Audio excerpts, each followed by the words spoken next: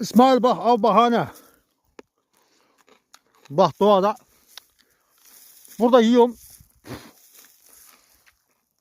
Gidiyorum böyle ağaçsız yerde böyle çişimi yapıyorum. Ondan sonra ne yapıyorum? Doğaya katkı sağlıyorum. Anladın mı? Bak. Gördün mü? Eriye bak eriye. %100 organik. Yani av bahane yani. Anladın? Bak.